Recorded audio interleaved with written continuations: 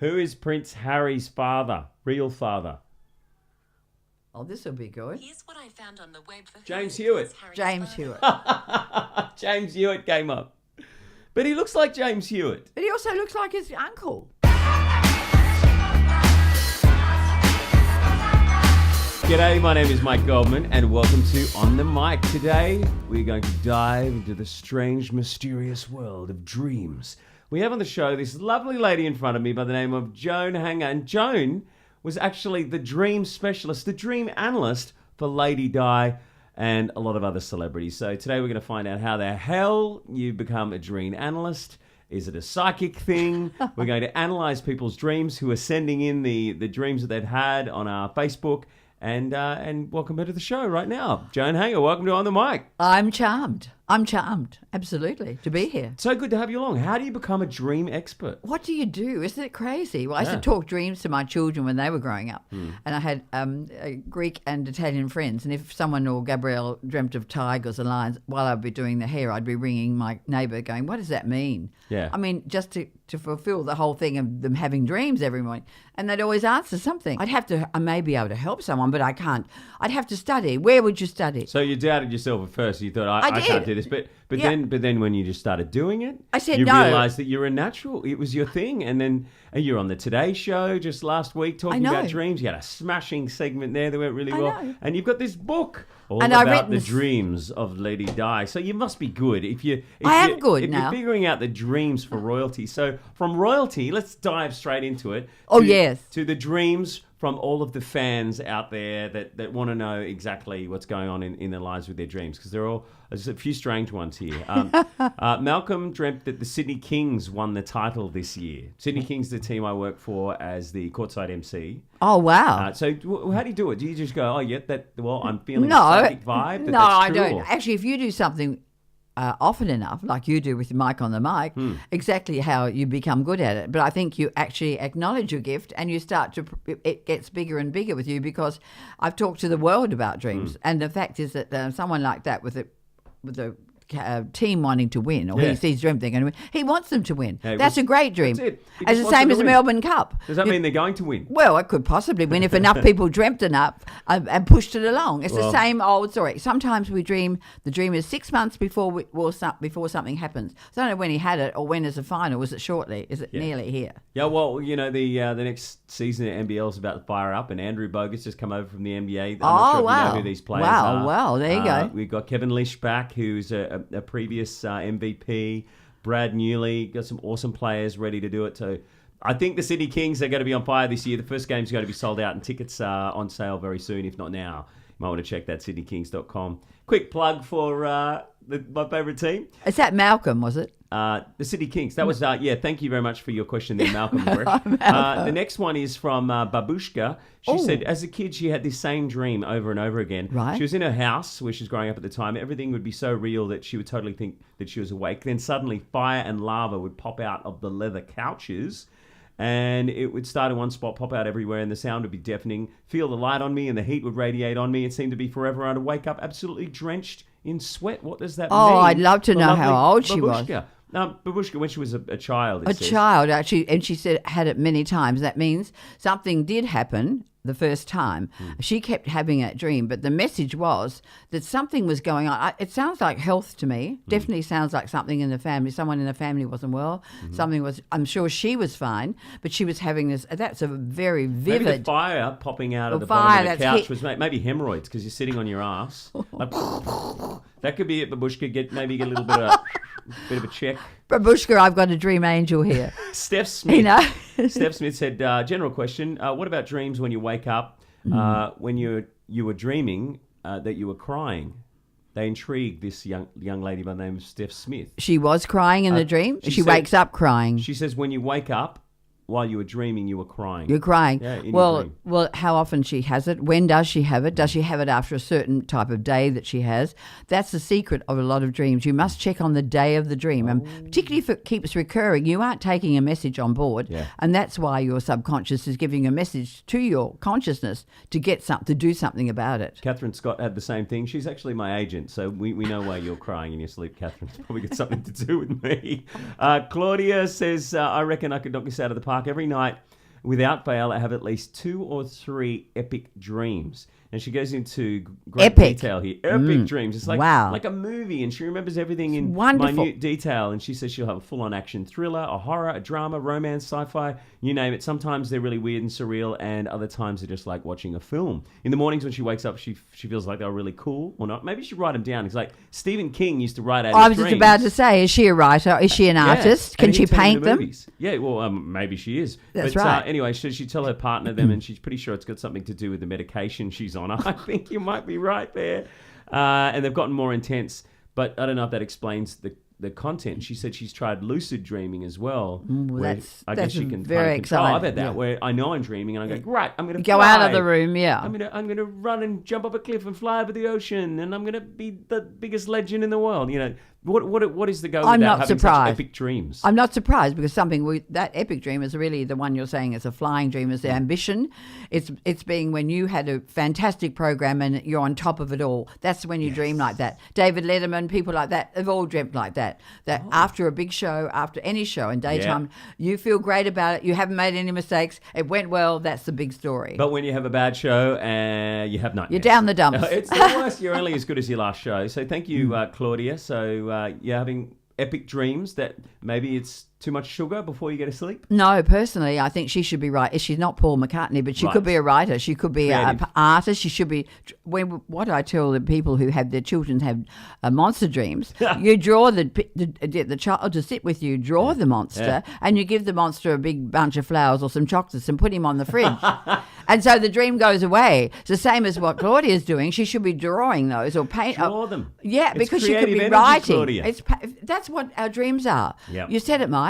Creative energy. This is our creative imagination. We're going to get into Diana's Dreams, which is the book that you've written. I've got a few more. This is great because what better way than to understand about analysing dreams than just to analyse them. Here with the amazing Joan Hanger, dream analyst. Susie Ryan says she has lots of weird and wonderful dreams. Most of them are in black and white. Sometimes the odd occasion there'll only be a couple of colours. Dreams about jumping on the trampoline, known to wake up sometimes almost hitting someone in the face with her arms flying around. Bit of violence there, darling. I don't know what the violence means. Jumping up and down a trampoline. Jumping up and down, well, that little bit of getting rid of all that excess energy that she's got. But however, I think one of the things about seeing that in your dream and you're happy about it. She's happy about those sort of dreams, it seems to be. But what was in that? What else was the dream? I can't remember. Well, she said she was on a trampoline, her arms flying around, but she also dreamt a lot about her family being under attack and protecting them. In a dream, she fights and spies for them and makes them hide in army gear and hide from the well, she's the protectionist. Is she the protectionist in the family? Well, if she is, she's sort of stopped doing that because it's affecting her. She's got to sit back and let someone else be the protection. Yeah. So that's a very strong dream, actually. It's great to know more about the dreamer, but I love getting these dreams today because people still have to get into their dreaming, Mike. That's what they do because our life will move along quickly. They'll have a much better life. Yeah. As I said, 6 months before, you can have a dream, but because you don't have a diary, you don't write it down, you don't know that you dreamt that 6 months before. Everyone should have a dream diary, is that what you're saying? Exactly.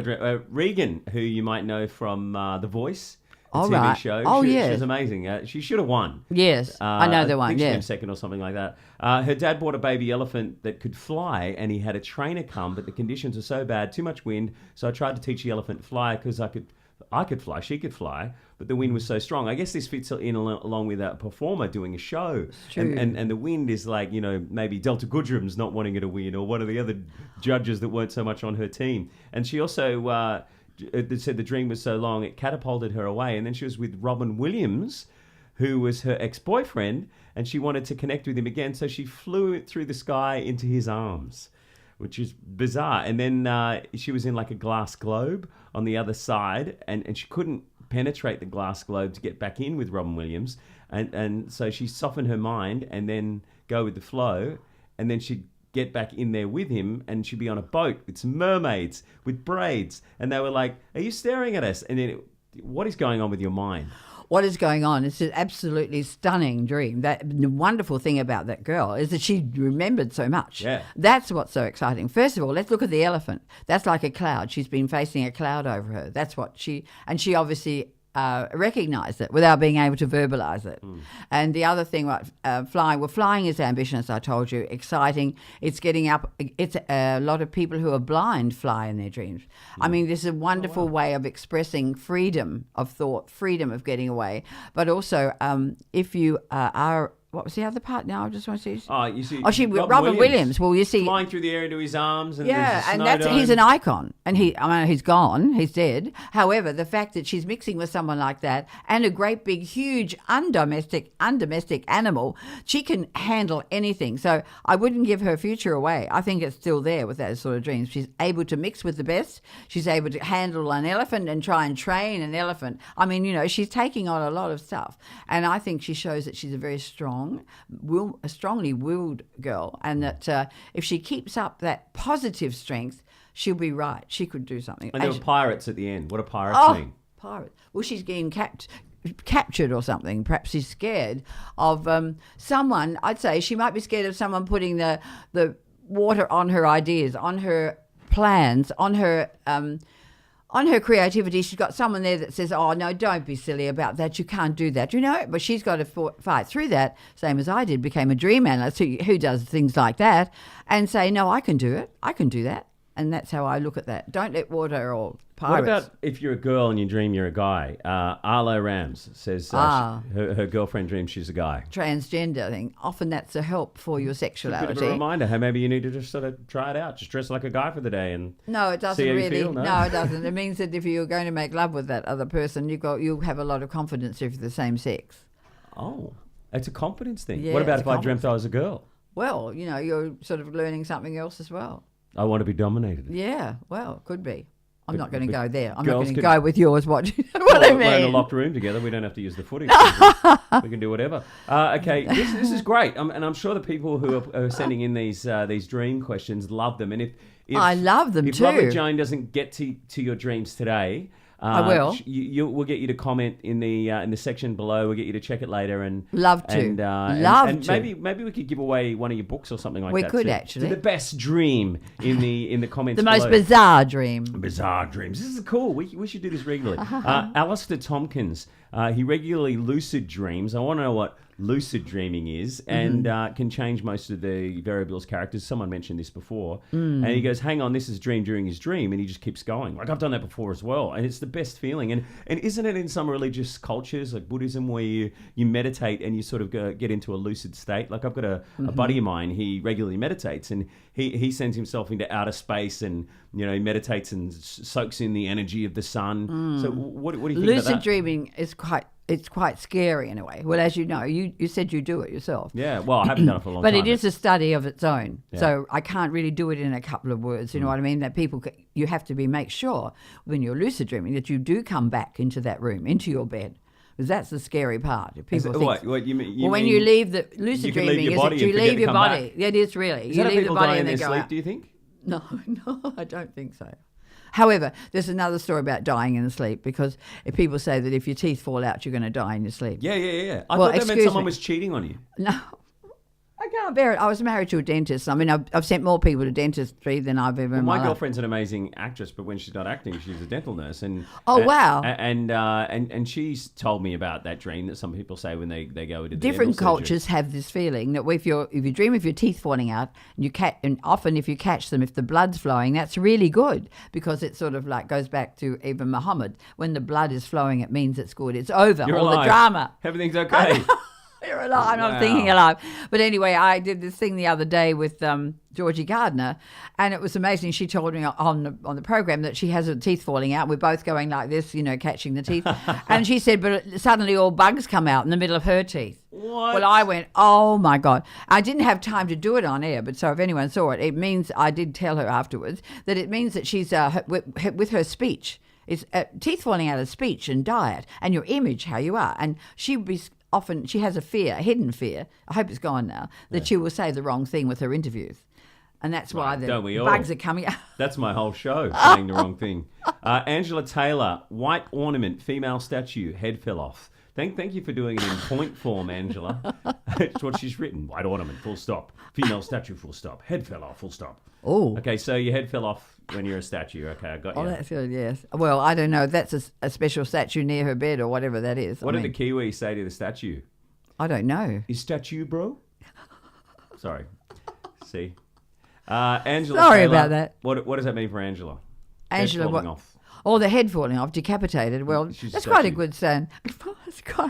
It's quite a good thing. You're starting with a new look, a new thing. So it isn't very harmful. Actually, Diana dreamt once that Prince Charles' head was decapitated. So. I think it's probably wishful thinking, wouldn't it? Being something like that. Ross Farquharson, and this is a dream I want to ask you about as well, because I had this a lot when I was a kid. Wow. Here we go. And I used to wake up when the sun would be shining through my window in the morning and think a nuclear bomb had gone off when I was about to die. And Ross Farquharson said he often dreams of nuclear war and the end of the world. Also experiences a lot of flying dreams, possibly the result of dealing with his flight simulation in his job. So Ross has got a company where he takes big flight simulators around Australia. God. He has a flight simulator festival as well that I went to one year. So what does that mean? Just Flying too low. I mean, that's his ambition. Probably he's got a lot of ambition, but he's not calculating it properly. He's letting it just sit down. He should be calculating a lot better than that.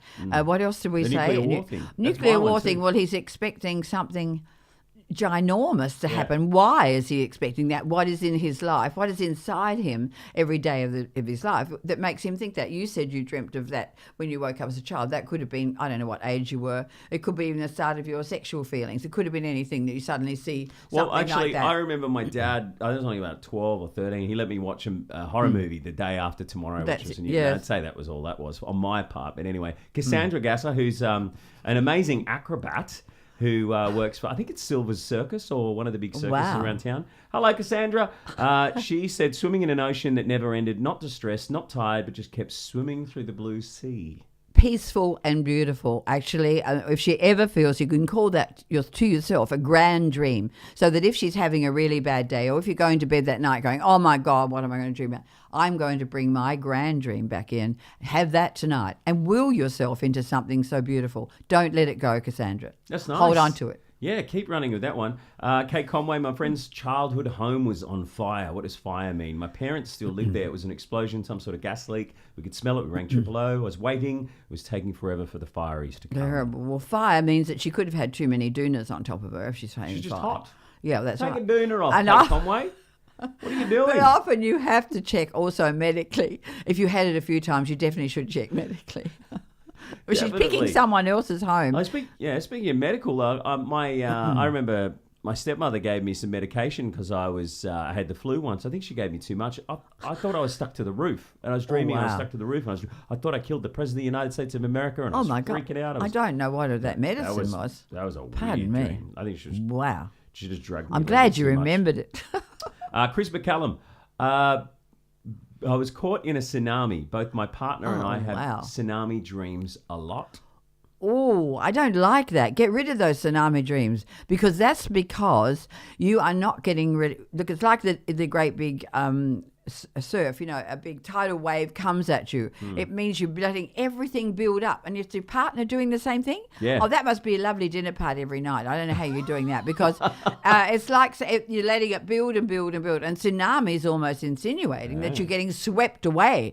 Often in the tidal dream that people have, it's at them and it breaks the glass and it comes at them. But it's because all your feelings, you don't kit the cat. You don't slam the door. You're being Mr. and Mrs. Perfect there. And get rid of that. Be real. Just say what you think. No, I don't like that tonight for dinner, darling. I hate it. So tsunami's building up. The tension's building. It's You gotta emotion. let it go. Water is emotion. Water is, if it's dirty water, clean water, all those images in your dreams mean something. But tsunami like that and being washed away like that, I think I'm very worried about those two. I hope they let us know how they go. Yeah, okay. Well, Desiree wants to know about the 6 or 8 black kittens that she keeps taking home in her dream. Kittens, she's looking for comfort a lot. Black kittens, so she's a little bit negative in there. I don't know what kittens are to her. She may need to get one. Let's go and solve that one. Just get a lovely and get a kitten. A little tiny black kitten. She wants some love in her life. She does. A kitten is a comfort zone. You wants put someone it to on love its her. lap and you stroke it. You know what I mean? And the dog is like a guardian, but the chicken, the kitten is your comfort. Hops on your lap, and you're able to. It's a comfort zone. So. I would say look for more, find out more about her comfort She needs zone. some love. Desiree, I love you. Get your little pussy and stroke it. Natasha Taylor says, I have a lot of sex dreams, mostly about celebrities, and the last one was Will Smith. Wonderful. Boom, boom, shake the room. If you can do it with Will Smith, you can do it with anyone, girl. So that's what it's all about. A lot of men dream of Elle Macpherson still. I can't believe how they still dream of Elle But Macpherson. do they dream about Elle Macpherson? No, age 50, making or love to her on the catwalk. But dreaming about her at age 25, or are they dreaming her about her I at age haven't. 50? I don't go into the age. Young bit. Elle, old Elle. But anyone, if you're dreaming of any celebrity or any big name, a movie star, anyone like that, you must realise that if you can make it, the same as people dream of having afternoon tea with the Queen. In London, they dream of having afternoon tea with the Queen. You know what that means? No. People in their homes, they're so lonely, they see the next door neighbour going out, they never go out, they go to bed and think, oh, well, I'll have a dream about having afternoon tea with the Queen. It means that they can rise above it all. That's what I'm trying to say. Rise above it, and this is amazing. It's an incredible insight into dreams, and I there's so many of them that all these people have mentioned. I think I've had a lot of those dreams. Exactly. It's so good to get your take on it. But when you ask people, ask people to tell you about their dreams, on a message board or something like that, you kind of need them to elaborate what's going on in their life. And I do. So there's more that you need to talk about. So Exactly. would you mind, you get in the comments section? And after the show, and we'll get you just to a little bit of Q. Q&A, because you really do then get an idea of who they are on age groups as well.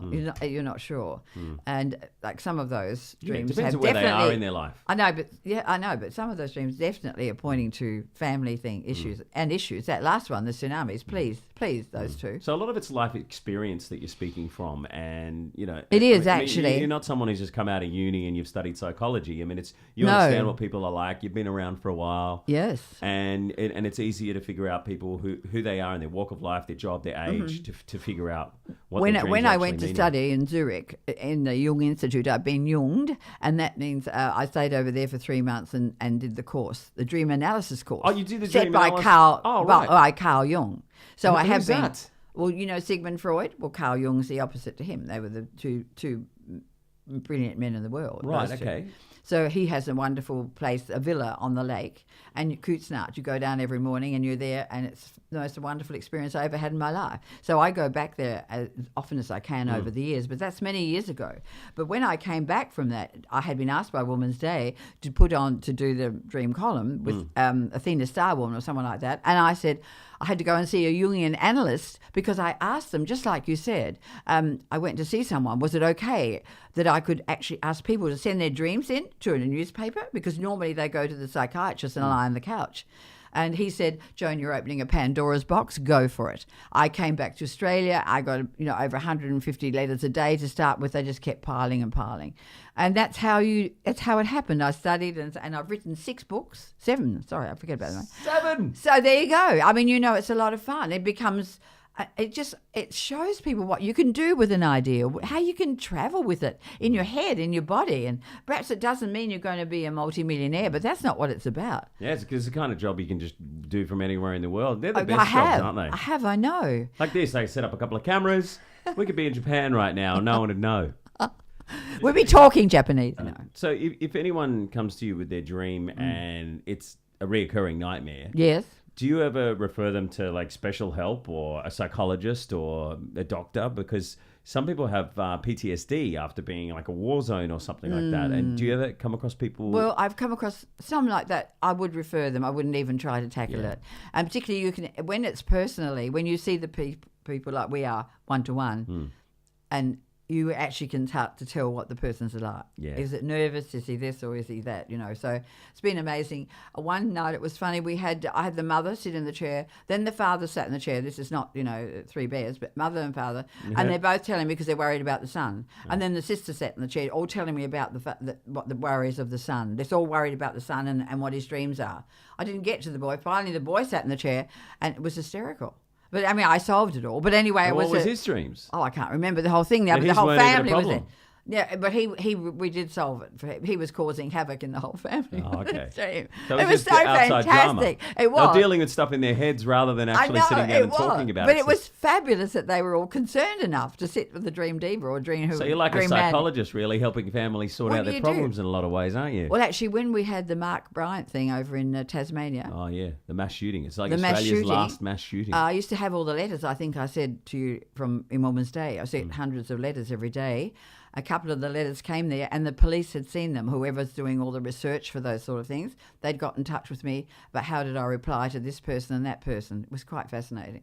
Really? So people were writing letters to you about their dreams after being in the Martin Bryant massacre? You didn't know where they were from or what they were from, but their dreams were quite bizarre. Wow. And I'd answered them. A couple of them I know I rang the hospital. I rang my friend who was a psychologist before I answered. You know, I never answered anything that I wasn't sure of.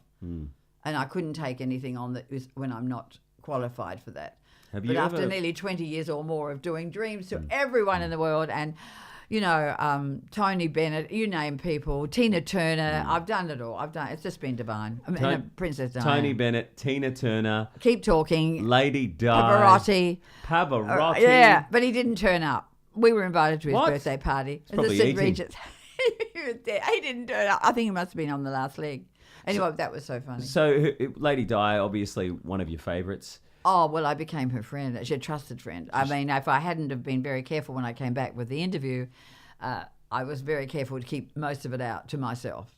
Can you talk about it now? Oh, yes, I talk about it now. So what's the stuff that you would have kept quiet when she was alive that you figure, well I'm going to talk about it now? Well, I can talk about it now. The fact that Mr. Fayed wanted me to get something down so he could have something that is appropriate for him and for Dodie and for her in the shrine he had in the Harrods. Everyone So he wanted you to send something like a book or he something. Did. So I got together the book. I had the dreams, but then he couldn't put it in there because of all the court cases he was having at the time. Right.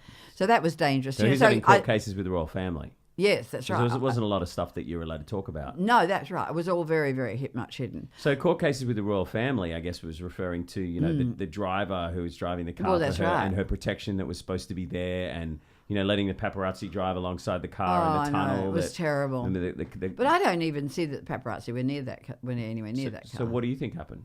Well, I think, I don't know. I think that car was I don't think it was in good nick. Do you think the driver was drunk or I don't know someone about snuck up to him after the accident and injected him with alcohol? So I don't know. But looked like it was his fault. I don't know, but the thing was, it'll always leave this mystery about it, won't it? It won't always be. And the other mystery was that my daughter had lived in Paris a lot, and she said, why did they take her to the hospital, which was about 3/4 of an hour away, when there was one 15 minutes close? So, I mean, there's all this stuff, and she was still alive at that time, but one doesn't know. I mean, history may come out with a story. We'll just put it in the JFK. Did they really land on the moon? Marilyn Monroe. You know, there's so many. I mean, come on, don't you love? And they're so young. We don't want to go into all those conspiracy theories. Let's talk about the good side. I don't think we can can solve it, Mark. You know, she was an amazing person. Lady Di. She was still heaven. Loved by people all over the world. And what was she like as a person? Do you know what I love? What you're saying? No one ever calls her Lady Di anymore, and I love you calling her. She would love that. No, she would love it. Her skin and how she was terrific. And, I mean, she loved to have fun. I would tell you the story of the shoes. I wore my Chanel boots a second time into Palace, and I said, ma'am, I'm not going to buy a new frock every time I come here. This is ridiculous. She said, I see you've got your Charles and Camillas on. I said, I beg your pardon? My Chanel boots. And I said, what about you? And she said, well, actually, I'm wearing my... I said... Christian Dior? She said, yes, my Charles and Diana's. I said, they're tart shoes, ma'am, because they were a slingback. And she said, yes, I know, I called them my tart. But, I mean, that's the sort of thing. So, I mean, you know, she was divine. She was good fun. She was pretty intelligent young lady. She knew what was going on. She wasn't a ditzy kindergarten teacher. No, not at all. No. Not at all. I mean, and that calling her and Fergie loose cannons and all this silly talk, it's just ridiculous. And what I find now after her anniversary last year, which caused millions and millions of people to celebrate her anniversary, her 20th anniversary. The thing was that the paparazzi now, since then, the palace has got the foot down on the pedal, and the paparazzi are everywhere. You can't solve all the mysteries of the world, but just put the Lady Di, Dottie Al-Fayed car accident in the too hard basket with JFK. Did they really land on the moon? Did they or not? I mean, they haven't got me scared about that for a while. For a long time, I really believed that they didn't land on the moon, and So now I just don't know. We don't know. All the other things we're told. I told you. I haven't told you Donald Trump retweeted one of my tweets. Donald Trump retweeted you. He retweeted what must me. have said something about him that was good. No, nothing about him. What did you say to make Donald Trump retweet you? Isn't that a mystery? I know. A couple of years ago. How long has he been president? Oh, it's been 2 years. Yeah, no, a couple of years, I think. Well, I don't know whether he's president or not. I think he was. Anyway, it was in February a couple of years ago, and I was in Adelaide, and I was visiting my friends from America who'd just come back, and they'd brought all these feather boas. She was giving her mother a party. Yeah. And so Louise, I couldn't find her, so I went out, and she had them hanging on the trees. And it was in Walkerville in Adelaide, which is a Poobah-wee-wee type suburb. Like it's just, very cement, and we're all perfect in Walkerville in South Australia. And here, Louise has hung all these 50 to 100 yellow feather boas dangling from the trees. I went, oh my God, Louise, this is hysterical. So I got my phone and I got my tweet. Yeah. And I just said, well, something miraculous has happened. Oh, what did you actually say in the tweet that made him go? What I said in the tweet. You know what? It's the best tweet ever. I'm going to tweet this. No. Well, he Donald retweeted it. I mean, there's a lot of millions that went to, but I said in my tweet, oh, well, this is something absolutely phenomenal has happened in this suburb here in South Australia, in Walkerville. Their feather boa trees have burst into flower,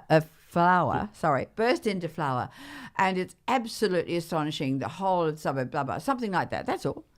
And I didn't know. I did a picture of it. I did the picture of the feather boas hanging in the trees, and I tweeted it. And next minute I know that I sort of was a send-up of the Walkerville suburb, actually, because it's a snooty, stupid suburb. And to think if they saw feather boas, they'd all probably ring the police, or they'd probably all go to hospital and think that they've just had some dreadful nightmare. This is a true story. Yeah. I mean that, in South Australia. I know I'm actually originally. So I made fun of it with words, and that's when and I get a message back. And so he's the head of my VIP now on my phone. VIP number. And there's Donald Trump. Yeah. That's hilarious. Do you Isn't think that maybe he's trying to crack onto you or something? I'm sure. What are you saying? Would you get real? Excuse me. He's got Ivana Trump and he's got Melania. What the hell? Anyway, it was quite fascinating. That's cool. That how he reads everything. I mean, he's joking. So what kind of? Let's get back to Diana. What kind of dreams did Lady Di have? Diana have. Diana dreamt about when she was at that bulimia stage. I went through a lot of children's dreams with her over the period, because I met her in 1996. And she talked to me that last couple of years. That was it. I didn't meet her before. But she explained a lot of things to me. She did dream of holes in the clothes and torn clothes at that time. Really? Like that means that everything's falling apart. She was falling apart bodily.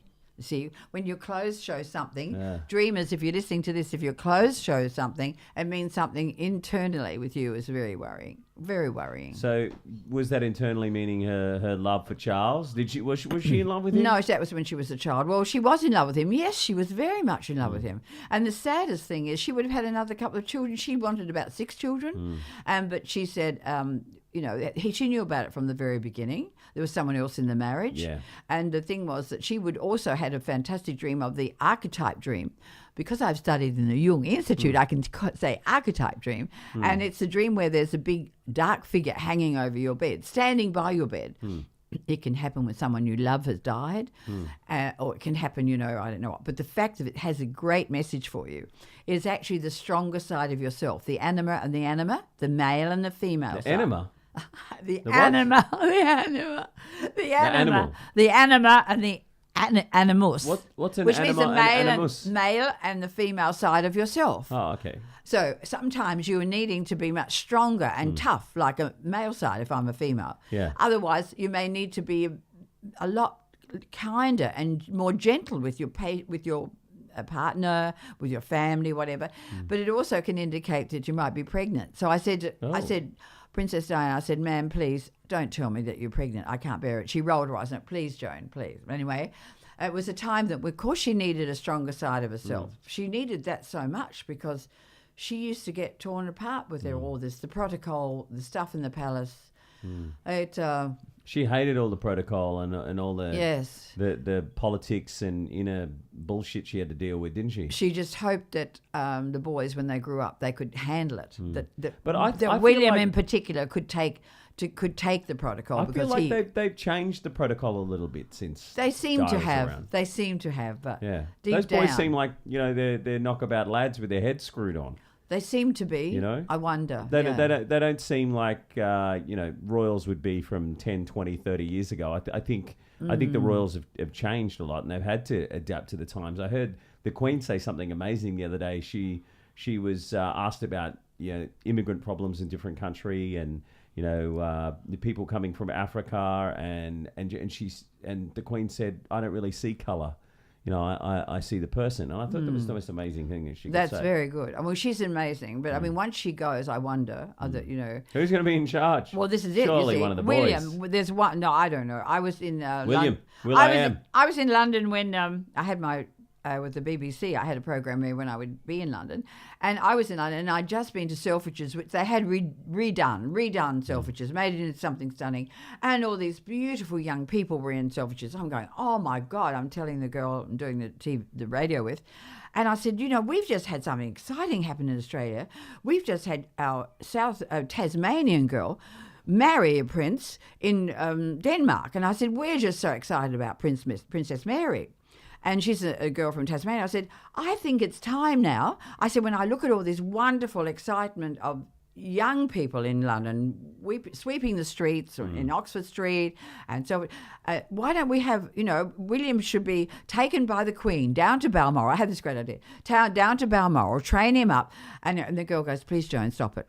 Please, Joan, don't say any more. I said, why? She said, because we can't afford another abdication. We just can't afford it because Charles has to be king. Yeah. But I have a picture that I love. I'm sure Diana knows. I picked it out for her. It's William, and he's walking with one of those wonderful coats they wear in London, the big men's coats, big dark coat, and he's got a couple of little medals on here, not many, and he's inspecting a guard, and he's walking, and his hands, not wearing gloves, his hands are sort of curled like this beside him, and he's walking, and I just love the picture because, you know what, he looks like a king. And, suddenly there's something about William that has got, not when he's a kick about dad and all this, but when I saw him like that, I thought, oh, Diana would love that. I don't think Harry's got that. I think William has it. But as far as Charles is, well, what are they going to do with that? I mean, they have longevity in their family. God, they go on for years. Here's a good question for you. Is Harry Prince Charles' son? Yes, I'm sure he is. Have you seen the Earl of Spencer? Why does he look a lot like... Because the Earl of Spencer's got red hair. What's the name of the yes, guy I that know. Lady I'm Di just was going to say his name. supposedly having a relationship yes, I know, with? The, the yes, guy, I know, the polo I player? know. Oh, what's his name? Do you know the guy I'm talking about? Yes, I do, and I can't think of his name either. I'm going to Google he's it so right now. forgetful. He's so forgetful. I'm sorry. Who is Prince Harry's father? Real father? Oh, this will be good. Here's what I found on the web for James Hewitt. James Hewitt. James Hewitt came up. But he looks like James Hewitt. But he also looks like his uncle, Charles Spencer, her brother. Oh, okay. Yeah, fair enough. The same height, same colouring. Another conspiracy theory. Another one. Put that one to bed. Another one under the bed. Yes, exactly. Anyway, it's So an how do you- exciting time. How do you have a whole book of Diana's I tell dreams? you- Because you're right. good friends with her as well. Yes, I know. And you talk about a frightened family. Why is the family frightened? What's that chapter all about? I wouldn't actually have had that many dreams of Diana, except I've added dreams from all over Great Britain and from all over the world as far as into the book as well, to show people how they dream the same as all these other people. Oh, right, so that's not necessarily her or her family or anything. No, like that the family is... I don't know why. If I say frightened family, I can't there's remember. a frightened family. I don't know what that one's section. about. Well, what about Lady Di's dreams of cross-dressing? Cross-dressing, yes. Well, actually, she used to like to have a lot of fun, I'm telling you now. Really? She used to cross-dress? Well, she used to dress up as a man? She dressed up in disguise sometimes. In the bedroom? No, to go outside. Particularly in Paris, she would often wear a gorgeous dinner suit and everything like that to make sure she wasn't noticed. Oh, no, look, there's so many anecdotes about her. She's just the most divine thing. There's a section here on her burgeoning sexuality. Yes, well, there you go. There's snakes everywhere in her dreams. Now, did I Are tell they you? penises? What's the story? I didn't tell you how I got to meet her in the palace, did I? I was in the bar Did you behind. steer clear of the burgeoning sexuality Yeah, well, section? that's right. Well, it's true. You Everyone. don't want to talk about penises? Snakes. It's not a family show. You can talk about whatever you want. Snakes and penises, really. I mean, excuse me. Is it the same thing? No, it depends where the snake is. And it depends how we're... Trouser snake. So what do snakes mean in your dream? If you dream and you come into your kitchen and all the snakes are in the kitchen, what would you think that is then? They're not always in the bedroom. They can be outside. They can be inside. They can be in the bathroom. That means In the kitchen, it's a nourishing sign. That's a good thing. Yeah, a good thing. Snakes are good. Yeah, snakes can be good. Of course, they can What's she heal. dreaming about snakes for? Well, I can't remember that dream now. I have to look at it. I can't remember. You'll have to read about it in the book. I have to read about it in the book. You get it in Amazon. That's how you get the book. Diana's dreams, and you are going to get into all of the people's dreams who have written in the box down the bottom. I'd Free love of charge. to. Free of charge. And, Love to. And people can contact you on Skype as well. They just need to contact you on Facebook, and you can do an actual a longer dream analysis, 15, 30 minutes. And yes, I and can. get to the bottom of the story, because it means so much more to know about someone's life and how old they are and where they come from and all that kind of stuff. Exactly. You're really understanding dreams, Mike. You actually have become a dream angel over a few minutes. Okay, so have you had a dream lately that I could try and analyse? Wow, I just... What's the last dream you had? I'm just trying to think. I dream all the time. Tell me your last dream. I Or tell me a dream recurring dream. all night. I can't. Okay, I'll analyse it and you tell me if I'm right. Where was I? I Come on, can't Joan. think. Where was I? I was actually... In your dream, go back. Close your eyes. Close your I eyes. can't think what... Come on, close your eyes, Joan. I want you to get in the moment. Close them. Okay, I'm closing my eyes and I'm dreaming that I'm in a very fast car. I'm driving a So car. you I'm dreamt you were driving in an a- Alpha. You dreamt you were in a fast car. I'm driving an Alpha I know Romeo. exactly what that is. What is it? That's just all about sex. Just means, you're wanting sex. You're wanting a sex with an Italian man. Wow. Who's fast, sleek, and good looking. Okay, give me another one of your dreams. Thank you. That's a very Another good one of your dreams. Another one is I'm on a train and I can't get off. On a train. Okay, train. so that dream's clearly about sex. You're dreaming. You want to meet a man with a bit of grease on him, like he's a train driver. You want, I him- want to pull the cord and get off, and I want- can't. You want him to keep you on the rails. Okay, one more. Well, I'll do one more. Close your eyes. Think about another dream that you might have had. Let me say, I have a big black dog. Sex! Chasing It's me. about a black man! Thank you, Joan, for being on the show. Oh no, Joan Harper. It's been Diana's dreams. It's been a torrid. It's been a torrid experience. I love it. I love it. Thanks, Mike. Get it on Amazon. And thank you for watching On The Mic. If you have gone all the way to the end of this episode, please get onto the comments section down the bottom and write your dream. Joan will check it out. But while you're in the writing mood, we've got no reviews. Like, we're getting thousands of people watching the show, but we've got no reviews on iTunes. So if you don't mind, please give us a cheeky review. Good, bad, whatever it is, just give us a review so we can get sexy review. More people having a listen to the podcast or watching it right here. And if you watched it, it's free.